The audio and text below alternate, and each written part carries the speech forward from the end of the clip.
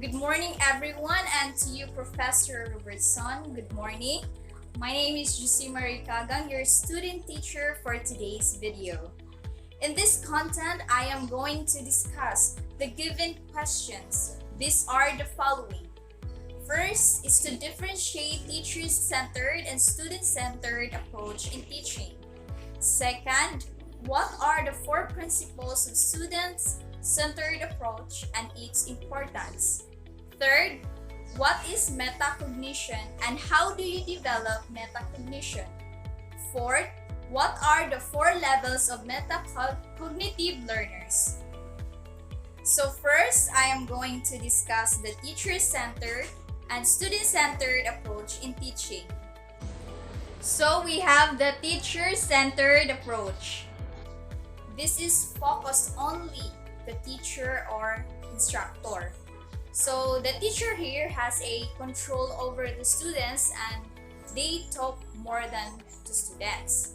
So meaning students will put only their focus on the teacher and they will only attentively listen of what the teacher discuss of his or her presented materials or provided information. Next is the student-centered learning approach. So this is focused both student and teacher and gives students freedom to gain knowledge by asking questions. So in this approach, the students talks more than teacher. They have a chance to collaborate with teachers. They can express their own knowledge or experience so that they will develop their skills by asking a questions or hold a debate or role play. What are the four principles of student-centered approach and its importance? So the four principles of student-centered approach is that learning is personalized. Second, learning is competency-based. Third, learnings happen anytime, anywhere. And fourth, learnings take ownership of their own learning. So first, we have learning is personalized. So the teacher must get to know their students and to know where they are in their development. In this situation, the teacher should build a strong relationship with the students. The teacher will ask a question to students if nabadjud sila nasabtan sa topic. So here, we can measure the students kung asa jud sila dapit ilang improvement or na-develop. So the second principle is that learning is competency-based. So the student receives support as needed and during their progress, it should be demonstrated professionally. So there are some students ask a question to the teacher to be able for them to master in that certain matter. Or else, student could apply to their learnings. That's because it is a part of student progress. Like they want to respond their needs or interests para ma-master jud nila ang topic. The third principle is that learnings happen anytime, anywhere. Yes, of course, because learnings has no barriers. Not only inside the campus, but also you can learn from outside, like in the community, our home, or organizations that you've joined. It's because there are some students who will go beyond, like they want to discover or explore more new things in order for them to gain knowledge. And so the teachers need to recognize that their students are always learning so that the students will be able to use their discoveries as their part of the discussion or in their own lives. So the fourth principle is that learnings take ownership of their learning. So as a student making new discoveries, in this principle, they are now involved of their gain learnings. We should let the students be part of their own learning process. They have a freedom to execute their choices in pursuing their own interests because for them, it is have a positive impact. So we have now the importance of student-centered approach. So first, they can build their own learnings independently. Second is, this helps to increase or expand their knowledge, participation, and improve from what they have learned. And third is that students can provide useful information and have the potential to apply their skills to real-world situations. So let us move on for the third question. So what is metacognition and how do you develop metacognition? So we all know that metacognition is knowing about knowing.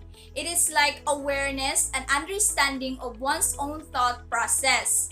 It is also thinking about thinking. So when we say thinking, there are two kinds of this. We have the higher order thinking skills and lower order thinking skills. So we have the lower order thinking skills. So these skills is to recall or memorizing the information provided from a source, and it does not require deep thinking. So meaning, this kind of skills is like it is already fixed in a way that you understand of an already learned of the subject area. It seems like you are dependent to the previous learning materials by recalling the terms or the basic concepts. So here, it is test your knowledge. While the higher order thinking skills is more advanced or to go beyond. It is generating ideas using critical thinking skills. So this higher order thinking skills is that the student will be able to use the concept he or she learned to create solutions, evaluate complex information, and they will find strategies to see the possible outcomes. So, to develop metacognition, you need to evaluate your strength and weaknesses, applying strategies, identifying your learning styles, monitor your performance, and evaluate your learning strategies. And now, let us move on to the last question. What are the 4 levels of metacognitive learners? So, the 4 levels of metacognitive learners are tacit, aware, strategy, and reflective. So first, we have the tacit. This level is that you will only observe to gain experience, and you are not aware, and you have difficult to express or to explain in words. You are not thinking about the strategies. So, example, Ben wanted to play the song Piliin Mo Ang Pilipinas using the lyre instrument. The only thing he wanted to do is to observe by watching it on YouTube and doing it directly. Silbi ganahan ra gani siya watch and learn. In this situation, Ben was not aware and did not think about the strategies. So meaning, Ben is going through in the thinking process. So if Ben was in the state of thinking process, Ben is awareness siya sa iyahang thinking process. In this level called aware.